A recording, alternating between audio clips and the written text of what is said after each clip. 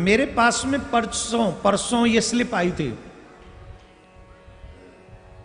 और कहा था, पता नहीं वो भी यहीं बैठे होंगे कहीं, कोई किसी बच्ची ने ही कहा होगा, निश्चित ये लिखने की हिम्मत बच्ची ही कर सकती है, कोई और पुरुष जाति तो नहीं करेगी।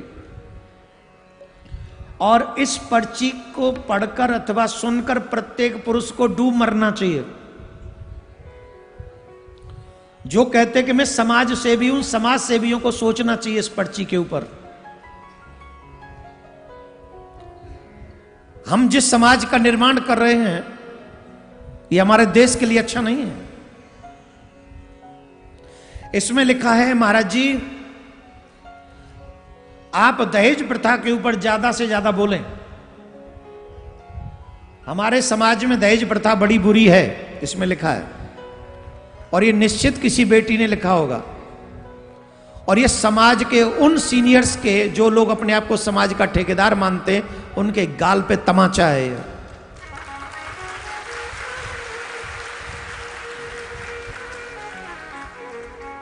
हम कहते हैं बेटी पढ़ाओ बेटी बचाओ, कहां से पढ़ाओ, दहेज कहां से लाओ।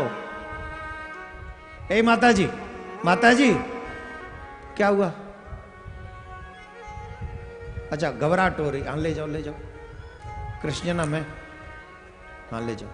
थोड़ा जा सफोकेशन बहुत है ना, लोग बहुत बैठे। सुनो ध्यान से, कितनी अच्छी बात बोल रहा था। हम कैसे समाज का निर्माण कर रहे हैं जहां पर एक मिडिल क्लास बच्ची अच्छे संस्कारवान होने के बाद भी ये कल्पना नहीं कर सकती कि मुझे अच्छे घर में बहू का अवसर मिलेगा। क्यों? क्योंकि मेरे बाप पे देने के लिए पैसा नहीं है, दहेज नहीं है। इससे पहले भी मैं कई बार दहेज के ऊपर बोल चुका हूं, कई बार बोला है मैंने दहेज के ऊपर, आज फिर बोल रहा हूं। मानव वो नहीं है जो अपनी हवस के लिए जिंदा रहता है। पैसा भी एक हवस है, इच्छाएं भी एक हवस हैं, और इंसान मरता है, हवस कभी पूरी नहीं होती।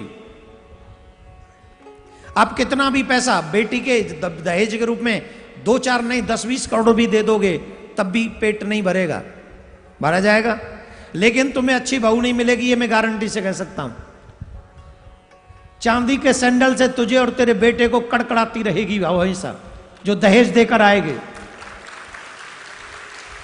और निश्चित जो दहेज देकर बहू बनी है उसे यही अधिकार है कि जाके ससुर की अच्छे से सेवा करे,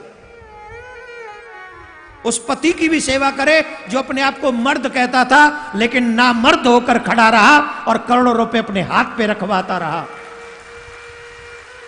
उसे भी जाके खूब सेवा करनी चाहिए, और कभी भी अपने हाथ से बना के चाय नहीं पिलानी चाहिए उस निकम्मे हस्बैंड को जो कहता था जिसका बाप के मुझे पैसा चाहिए और फिर भी बोला नहीं, मुझे गाड़ी चाहिए फिर भी बोला नहीं, कहता था मेरी बारात का पूरा सत्कार करना फिर भी बोला नहीं।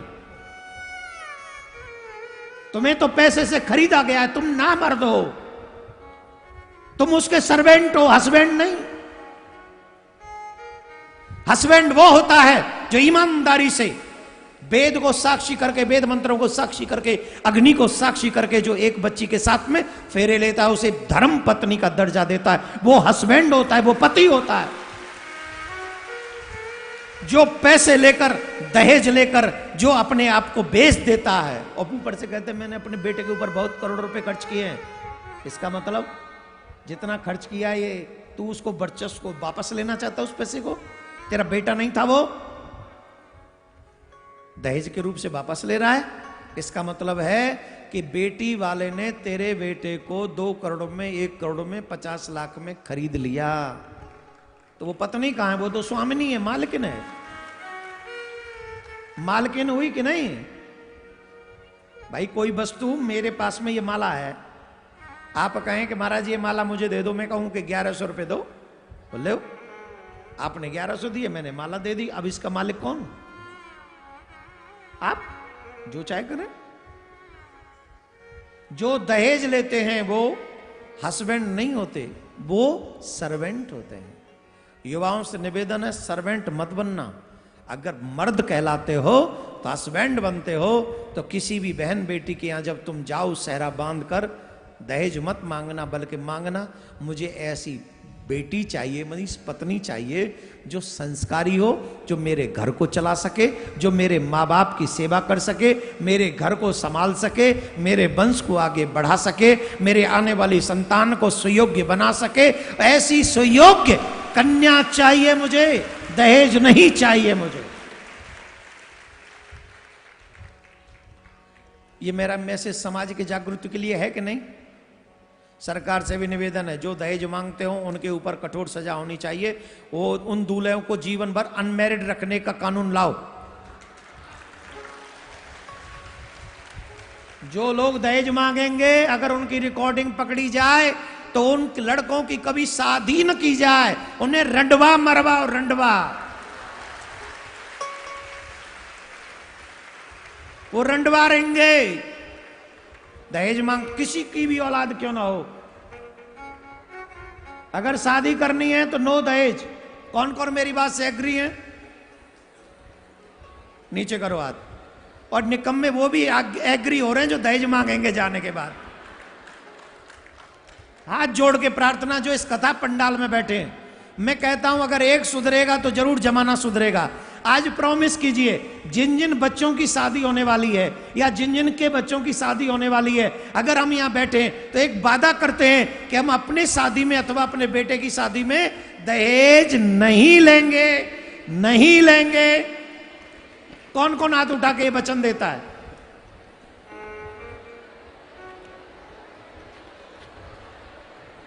उठा बेटा उठा। हाँ वेरी गुड। अब नीचे करो हाथ, हाथ नीचे करो। मैं दावे से कहता हूं अगर इनमें से 50% लोगों ने भी समाज में ये कार्य अप्लाई कर दिया, उन्नाम में एक गजब का बदलाव देखा जाएगा, गजब का।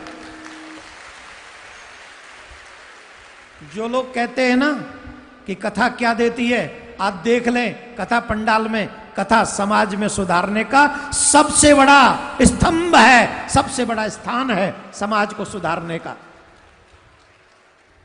तो कौन कौन दहेज नहीं लेंगे? अच्छा, जिन जिन लड़कों की शादी नहीं हुई हाथ उठाओ।